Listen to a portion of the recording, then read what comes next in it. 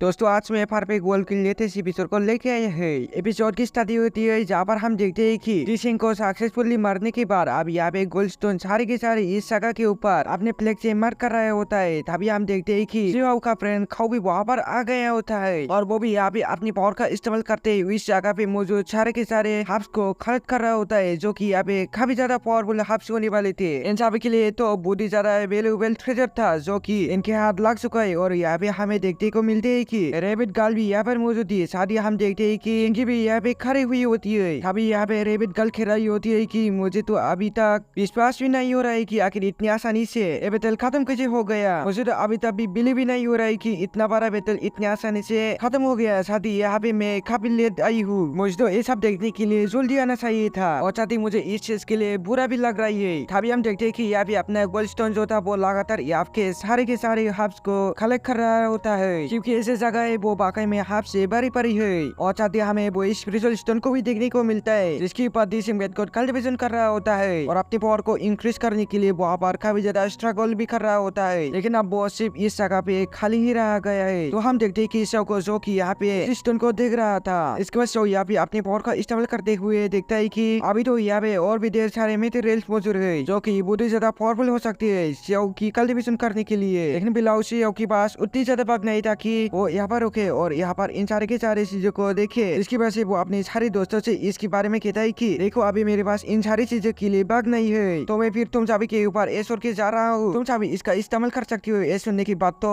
Rabbit girl काफी ज्यादा खुश हो गई थी और हम देखते कि शव अभी उस स्टोन की तरफ जाने लग गया था। लेकिन तभी किंगी ये सब देखते ही तो फिर वो शव के लिए थोड़ी परेशान हो रही होती है। तो फिर वो थोड़ी बाकी हुए शव के पास आ जाती है और थोड़ी उसके पास आती हुई कह रही होती है कि देखो ऊपर जब तुम जा रही हो तो ये बास तौर पे काफी सारे पावर की जरूरत पड़ेगी और काफी खतरनाक भी तुम्हारे लिए हो सकती है, तो इसलिए प्लीज इन सप्लीमेंट को अपने पास ही रख लो और तुम्हारी मदद भी करेगा कल्टीवेशन करने में। इसके बाद शौतुरनी उसकी सारे के सारे हब्स को ले लेता है और अब आगे की तरफ जाने लगता है। हम देखते हैं कि जैसे जैसे शव इस पार की तरफ आगे की तरफ बढ़ रहा होता है अभी हमें ढेर सारे लेजेंड्स स्पिरिचुअल लेजेंड्स देखने के लिए मिलता है। यहाँ पे 1000 ईयर ईगो की जो फायर भी होती है वो भी एक्टिवेट हो जाती है और जैसे शव इस जगह पे आकर बैठ जाती है तो सारे के सारे पावर वो थोरनी यहाँ पर आकर शव के पास आ जाती है और हमें देखने के लिए मिलता है कि धीरे धीरे करके वो उसकी बॉडी के अंदर जाके मर्ज हो रही होती है। शव भी यहाँ पे स्टोन के ऊपर बैठा हुआ था और जितनी भी पावर उसकी बॉडी के अंदर जा रही होती है वो उसे पूरी तरीके से एब्जॉर्ब करने की कोशिश कर रहा होता है। अभी यहाँ पर शव कह रहा होता है कि अगर मेरे पास आज सुप्रीम ब्लड ना होता तो शायद इतनी ज्यादा पावर मुझे देता पूरी तरीके से सर्वाइव करने के लिए मजबूर कर देती। हालांकि यहाँ 1000 ईयर ओल्ड जो फायर होती है वो धीरे धीरे करके उसकी बॉडी के साथ कन्वर्ट होती जा रही होती है, लेकिन शव इसके साथ डील कर पा रहा था। जिसके बाद हम देखते हैं कि नीचे अभी खौखरा हुआ होता है और वो ये सारी चीजें देख के काफी ज्यादा शौक हो रहा था कि आखिर शव इतनी आसानी से इतनी ज्यादा पावरफुल चीजों को अपने अंदर एब्जॉर्ब कैसे कर पा रहा है। तभी यहाँ पर आप लिटिल रैबिट गर्ल भी कहने लग जाती है कि मुझे यहाँ पे थोड़ी सी स्मेल क्यों आ रही है। जिसके बाद किंगी भी इस सोच में पड़ गई थी कि लेकिन अभी भी सभी लोगों का नजर शव के ऊपर ही होता है। लेकिन तभी शव को देखते है जो कि तुरंत ही अपनी आइज को ओपन कर लेता है और हमें देखने के लिए मिलता है कि वहाँ पे स्टोन से खुद ही शव दूर हट चुका था। जिसके बाद शव ने यहाँ पे थोड़ी सारी पावर को अपने अंदर एब्जॉर्ब कर लिया था। अभी रैबिट गर्ल खेल रही होती है कि आखिर ये क्या करने की कोशिश कर रहा है। एक बार फिर से वो 1000 ईयर्स पहले वाली फायर एक बार फिर से शव की बॉडी के अंदर आके कन्वर्ट हो रही होती है। शव डायरेक्टली उसे एब्जॉर्ब करने की कोशिश कर रहा होता है, लेकिन इतनी सारी पावर को अपने अंदर एब्जॉर्ब कर पाना आसान बात तो नहीं था शव के लिए। लेकिन फिर भी शव इस चीज को लगातार कर रहा होता है और ऐसे करते करते पूरे 5 दिन बीत जाती है जहाँ पर शव लगातार इस प्रोसेस को करता जा रहा था। अब जिस तरीके से एक दिन बीतती जा रही होती है ये प्रोसेस शव के लिए और भी ज्यादा मुश्किल होती जा रही होती है। जैसे 5 दिन कंप्लीट होती है अभी हमें देखने के लिए मिलता है कि यहाँ पर एक लालटोन आ जाती है और वो लालटोन अजीब सी लग रही थी। अभी का उसे थोड़े नहीं रुकने के लिए अपनी पावर के थ्रू उसके ऊपर अटैक करता है, लेकिन हम देखते हैं कि यहाँ पर उस लालटोन के ऊपर तो कोई भी असर ही नहीं पड़ता। लेकिन तभी शव अपनी चारों तरफ एक शील्ड को बना लेता है ताकि उसके ऊपर कुछ भी प्रॉब्लम आके हिट ना हो सके। लेकिन जैसे जैसे शव उसे एब्जॉर्ब करता जा रहा था उसे समझ में आ जाता है कि सबके लिए थोड़ा सा मुश्किल होने वाला है। गोल्डस्टोन आके तुरंत एक और शील्ड को बना देता है ताकि शव की मदद कर सके, लेकिन वो लालटेन तो काफी ज्यादा तेजी के साथ आगे बढ़ रही होती है और हमें देखने के लिए मिलता है कि यहाँ पे वो जो लालटेन होती है और धीरे धीरे करके पूरी तरीके से आगे बढ़ती है और वो साथ ही पूरी शील्ड को तोड़ देती है जो कि यहाँ पे गोल्डस्टोन ही बनाई थी शव को प्रोटेक्ट करने के लिए। इसके बाद हम देखते हैं कि उसके अंदर से काफी अजीब सी मिस भी नीचे को निकल के गिर रही होती है। शव अपनी आंखें को खोल देता है, उसका फेस भी यहाँ पे थोड़ा सा बहुत डर्टी हो चुका था था उस मिस के थ्रू। अब वो ऊपर देखने लग जाता है कि आखिर ये अजीब सी चीज क्या है। तभी यहाँ पे गोल्डस्टोन भी थोड़ा शॉक हो गया था और वो कहता है कि ये फॉर्मेशन तो इतनी ज्यादा तरीके की थी और इतनी आसानी से टूटने वाली भी नहीं थी। आखिर ये कैसे हो गया है। तभी यहाँ पे हम देखते हैं कि खाओ खेने लग गया था कि मुझे तो लग रहा है कि अभी बहुत बड़ी प्रॉब्लम हमारे सामने आने वाली है। साथ ही ये सारे के सारे काफी तेजी के साथ आगे की तरफ जा रहा होता है, लेकिन नबी श्योतुरु ने काफी गुस्से से इन्हें आगे करता है और उन लोगों को कह रहा होता है कि तुम सभी वही भी रुक जाओ, जिसके बाद सारे के सारे वही भी रुक के खड़े हो जाती है। और यहाँ पे गोलकीपर को एब्जॉर्ब करने के बाद शाओ कह रहा था कि मुझे पता है कि आखिर क्या हो रहा है, तुम लोगों की इंटरनल पावर मेरी मदद नहीं कर पाएंगी। ऐसे से बाहर निकलने के लिए मुझे कोरी से दिल करना होगा। इसके बाद हम देखते कि शाओ अपने आंखों को क्लोज करके जाता है, लेकिन वो जो मिस थी वो यहाँ पे अपियर हो जाती है, जिसके चलते आप धीरे धीरे करके एक ब्यूट क्रीचर यहाँ पे अपियर हो जाता है। और हमें देखने के लिए मिलता है कि ये तो एक सौंदर्य नजर आ रहा था। जैसे वो बेट वहाँ से साफ होती है तो हम देखते हैं कि एक मास्कमैन वहाँ पर अपियर होता है, इसकी आइस के अंदर से ग्रीन और अभी निकल रहा था। उसके कपड़े कुछ शाओ की तरह ही नजर आ रहे थे। वो तुरंत अपनी स्पीयर को लेके आगे बढ़ता है शाओ के ऊपर अटैक करने के लिए, लेकिन शाओ तुरंत अपना स्पीयर निकल लेता है, जिसके बाद दोनों के बीच एक शानदार तरीके के पैच स्टार्ट हो जाती है। जब शाओ तुरंत अपनी स्पीयर का इस्तेमाल करते हुए उसके ऊपर अटैक करने लग जाता है, लेकिन वो बंदा भी खुश कम नजर नहीं आ रहा था। वो भी शाओ से बार पैट कर रहा होता है। लगातार शाओ उसके ऊपर अटैक कर रहा था, लेकिन वो उतनी तेजी से अटैक कर रहा होता है जितनी तेजी से शाओ उसके ऊपर अटैक कर रहा है। इसके बाद दोनों की स्पीयर एक दूसरे से टकरा जाती है और वहाँ पर एक ब्लास्ट हो जाता है, जिसे दोनों ही पीछे हाथ चुका था। तभी यहाँ पर रेबेल गार्ड को देखते ही कि जो कि समझ चुकी थी कि और कह रहे होते हैं कि इस पर्सन के मूव को देखकर मुझे ऐसा क्यों लग रहा है कि बिल्कुल ये तो शाओ की तरह की अटैक कर रहा है, बिल्कुल शाओ की तरह की मूव है। जिसके बाद खाओ भी कहने लग जाता है कि हाँ तुमने बिल्कुल सही कहा, सारे के सारे मूव एकदम ही मिस कर रही है। ऐसा लग रहा है कि शाओ खुद के साथ ही पैट कर रहा है। जिसके बाद हम देखते हैं कि शाओ तो अभी भी लगातार उस बंदे से पैट करे जा रहा होता है, लेकिन शाओ यहाँ पर एक बहुत ही ज्यादा खतरनाक अटैक उसके ऊपर करता है और उसकी बहादुर हार के उस बंदे को देखने लग जाता है। तो फिर सारे लोगों की नजर उसके ऊपर पड़ जाती है। आखिर पर्सन है कौन, हमें देखने के लिए मिलता है कि उस पर्सन की उड़ा और भी ज्यादा तेजी के साथ में रिलीज होने लग गई थी और इसके अलावा वो और भी ज्यादा एग्रेसिव होकर शाओ के ऊपर अटैक करता है, जिसकी वजह से उसकी ग्रीन उड़ा काफी तेजी से आगे बढ़ती है और शाओ को पीछे भी हटा देती है। जिसकी वजह से शाओ यहाँ पर खुद को संभाल पाता है। इससे पहले वो पर्सन एक बार फिर से शाओ के ऊपर अटैक करता है। अब यहाँ पे किंगी का और शादी रेबिट का सारे लोग इसे देख के थोड़ी सी परेशान हो रही होती है और यहाँ पे किंगी कहने लग जाती है कि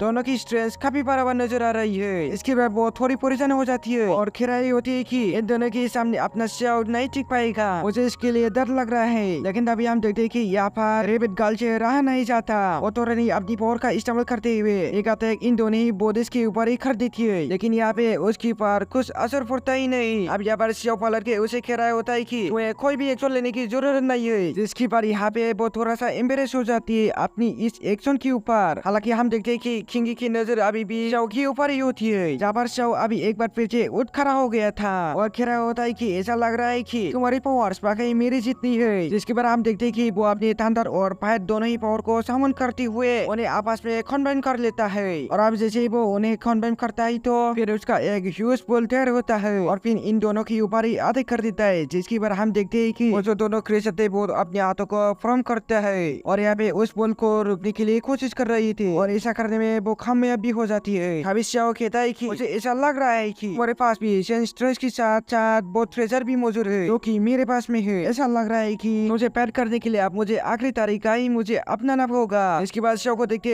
जो कि कहने लग गया था कि अब बस एक आखिरी तरीका ही है कि मैं ब्रेक टू कर लूं और हम देखते हैं कि ऐसा कहते सारी शाओ तुरंत ही अपनी पावर को एनहेंस करने में लग गया था, जैसे कि वो तुरंत ही अपनी सुप्रीम बॉडी का इस्तेमाल करते हुए वहाँ पे ब्रेक टू कर सके। साथ ही हम देखते हैं कि यहाँ पे काफी ज्यादा ह्यूज हैंड भी अपीयर हो जाता है। इसका इस्तेमाल करते हुए शाओ तुरंत ही उन दोनों क्रेशर के ऊपर ही अटैक कर देता है। तो हम देखते हैं कि दोनों ही अपने स्पीयर का इस्तेमाल करते हुए एक बार फिर से उन स्पिरिचुअल हैंड्स को फॉर्म कर लेती है और अब वो शाओ की तरफ को इसे बढ़ा देती है। दोनों ही हैंड्स के बीच में आपस में टकराने लग जाती है, जिसकी वजह से वहाँ पर एक ब्लास्ट हो जाता है। यहाँ पे वो दोनों क्रेशर बॉडी काफी घबरा चुकी थी और वो थोड़ी नहीं वहाँ से डिस्ट्रॉय हो जाती है, जिसकी वजह फाइनली शाओ उन्हें देखते हुए एक रार की सांस लेता है और कहता है कि आखिर यहाँ पर कैसे अपीयर हो गया, ये तो काफी अजीब बात है। तो फिर इतने ही लोग वहाँ पर आके देखने लग जाती है और तभी खाओ कह रहा था कि आखिर लोग किस तरह के क्रेशर थे। अभी हम देखते हैं कि यहाँ पर जेजे रेबिट गर्ल के पास आती है और कह रही होती है कि मुझे तो कुछ समझ में आ रहा है कि आखिर ये चीज से क्या, और वो तो रहने जेजे उनके पास में आती है तो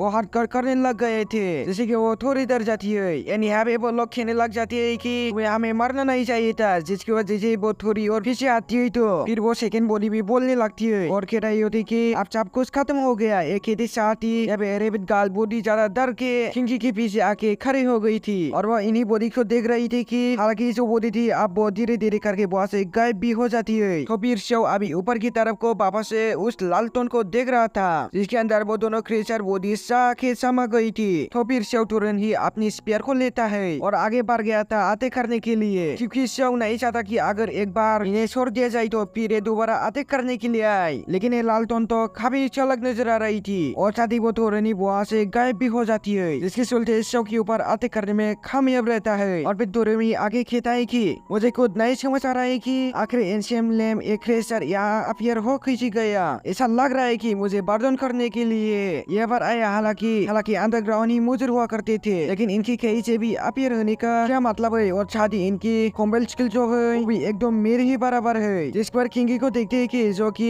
कह रहे थे कि हाँ तुमने बिल्कुल सही कहा, ये तो अंडरग्राउंड ही बड़ी हुआ करते थे, लेकिन कहाँ से आ गई है। ये वाकई में काफी ज्यादा अजीब है, मुझे भी लग रहा है। जिसके पर हम देखते है कि ये फाइनल जाके शव ने जब इतने सारे पावर को रिलीज कर दिया तो अब जाके उसका ब्रेक टू भी होने वाला था। और शव कह रहा होता है कि ऐसा लग रहा है कि ब्रेक टू होने वाला है, लेकिन डिजास्टर भी बहुत ही जल्द आएगा। अभी यहाँ पे लिटिल रेबिट गर्ल कहने लग जाती है कि शव मुझे नहीं पता कि तुम इसे इतनी ज्यादा जल्द कर लेगे, लेकिन तब खाओ यहाँ पे काफी सोच में नजर आ रहा था और वो कहने लग जाता है कि हाँ शव मुझे भी यही लग रहा है, जिसकी पर शव भी सोच में पड़ रहा था। और यहाँ पे क्यों भी बस यही सोचने में लग जाती है और कह रही होती है कि जब इमोर्टल की रियल लाइफ हुई है, मुझे लग रहा है कि हमें इतना ज्यादा सोचने की जरूरत नहीं है इन सारी ये चीजों को लेके। अभी ये सारे के सारे खड़े होती है और आपस में इसी चीज को लेकर बातें करने लग जाती है। तो फिर यहाँ पर वो रेबिट गर्ल किंगी और शादी अपना हाउ ये सारे के सारे थोड़ी परेशान होती है सबके लिए, क्योंकि ऐसा लग रहा था कि एक बार फिर से वो लालटोन वाले क्रिएचर अभी आने वाली है। अभी शव कह रहा था कि खैर जो भी हो अभी आने वाले ही या फिर नहीं, अब मुझे इनसे दिल करने के लिए ठहर रहना चाहिए और मैं ऐसा करूंगा भी। इसके बाद हम देखते हैं कि अभी लगातार शव अभी भी कल्टीवेट कर रही होती है और एक बार फिर से वो 1000 इयर्स जो ओल्ड फायर थी वो एक बार फिर से शव की बॉडी के अंदर आके धीरे धीरे करके समा रही होती है। शव पूरी तरीके से उसे अपनी बॉडी के अंदर कन्वर्ट करने की कोशिश कर रहा था, जैसे कि वो अभी पहले से भी ज्यादा स्ट्रॉन्ग हो सकता है। जिसके बाद हम देखते हैं कि शव उसी जगह पर जाके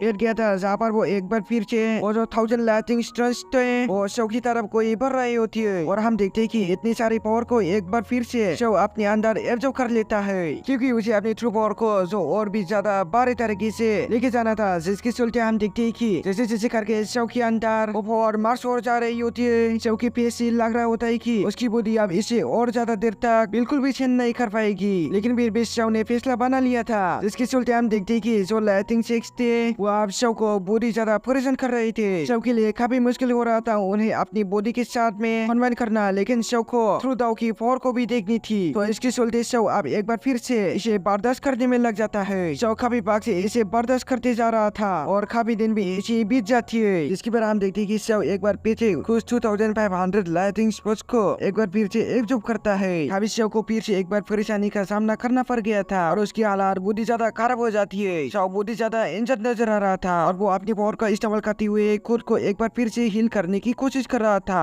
तभी गोल्डस्टोन को देखते ही जो काफी ज्यादा डरा हुआ था और शव के लिए खेरा होता है कि ना जाने लड़का क्या ही करके मानेगा। ऐसा लग रहा है कि अगर लगातार ऐसी चलती रही तो फिर शव को अपनी लाइफ भी फेंक करनी पड़ जाएगी इन सारे सीजन के लिए, क्योंकि वो तो बास ही नहीं आ रहा है। अपनी हद को तुम से लगातार इन लाइटिंग स्टेम्स को अपने अंदर एब्जॉर्ब करने की कोशिश कर रहा है। जिसके बाद हम देखते हैं कि 2000 स्टेप्स एक बार फिर से शव अपनी बॉडी के अंदर कन्वर्ट कर लेता है। जिस वजह से वो स्टेप्स शव की बॉडी के अंदर जाती है तो फिर शव की बॉडी के अंदर से ढेर सारी पैर स्पार्कल निकलने लग जाती है। जैसे देखे तो गोल्डस्टोन भागला सही आता है और कहता है कि क्या आखिर कैसे हो सकता है कि सच में इस शव की बॉडी के साथ वोट कर रहा है। अभी हम देखते हैं कि शव की बॉडी की अराउंड काफी सारे क्लियर व्हाइट कलर की फायर अपीयर हो चुकी थी। जैसे कि हमें देखने को मिलता है कि शव ने इस प्रोसेस को काफी हद तक कंप्लीट कर लिया था। जिससे चलते यहाँ पे जो लिटिल गर्ल थी वो काफी उछलने कूदने लग गई थी और कह रही थी कि शव ऐसा करने में कामयाब हो गया है। मुझे तो बिलीव ही नहीं हो रहा है कि आखिर किस तरीके से इतने सारे पावरफुल फायर स्टेज को अपने अंदर कन्वर्ट करके इमोर्टल को भी हासिल कर सकता है। हम देखते हैं कि खाओ यहाँ पर ही मौजूद था, जिसे खुद भी अपने आंखें के ऊपर विश्वास नहीं हो रहा था और वो खुद भी यही सोच रहा होता है कि आखिर किस तरीके से शव ने इतनी ज्यादा खतरनाक चीजों को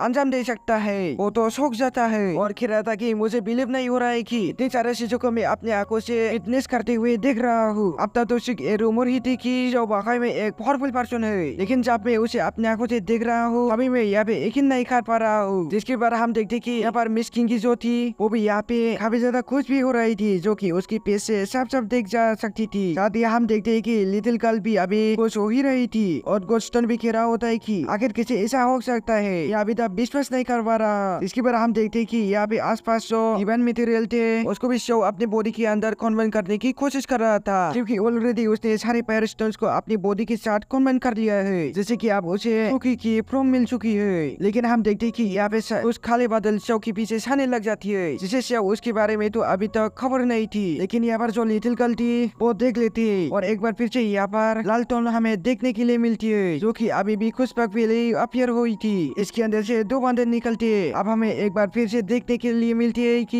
ये लालटेन जहाँ पे खिंगी खेल रही थी आखिर एक बार फिर से खिंचा गए। अभी तो शो ने अपना ब्रेक तो किया है, लेकिन उसकी बॉडी भी पूरी तरीके से रिकवर नहीं हुआ है कि वो यहाँ पे इनके साथ में फाइट कर सके। शो तो अभी भी उस स्टोन पे बैठा हुआ था और अपनी पावर को गेन करने की कोशिश कर रहा था, क्योंकि इन सारे के सारे स्टोन फेयर से उसकी जो बॉडी है वो काफी इंजर हो चुकी थी। लेकिन इतनी देर में हम देखते हैं कि ये जो अजीब सी क्रिएचर थे वो एक बार फिर से अपीयर हो जाती है। इस बार वो काफी तादाद में आई हुई थी और हम देखते हैं कि वो शो के सामने आकर खड़ी हो जाती है। तभी रेबिट गार्ड कहती है कि ये तो पिछली बार से भी काफी ज्यादा है और गोल्डस्टोन भी कह रहा था कि हाँ तुमने सही कहा और इन सभी की जो स्ट्रेस है वो मुझे शो की सिमिलर की लग रही है। क्या इस सास में डेड एंड होने वाला है? इसके वो इसी चीज के बारे में सोच रहा था और कह रहा होता है कि आखिर किसे शो जीत पाएगा। इन सारे सीजन से तभी लिटिल गर्ल तुरंत ही कहते कि अब हमें आगे जाकर उसकी हेल्प करनी होगी, लेकिन तभी किंगी उसे रोक लेती है और कहने लग जाती है नहीं क्या तुम भूल चुकी है एक सोनल योन डिवाइन पावर जो है वो अभी भी उसकी बॉडी से इफेक्टेड नहीं हुई है, तो भी वो तुरंत ही उसका इस्तेमाल कर लेगा। हमें बस यहाँ पे खड़े होकर इंतजार करना है। इसके बाद हम देखते हैं कि जो कि यहाँ पर उसी डिवाइन पावर को अपनी पूरी तरीके से एब्जॉर्ब करने की कोशिश कर रहा था।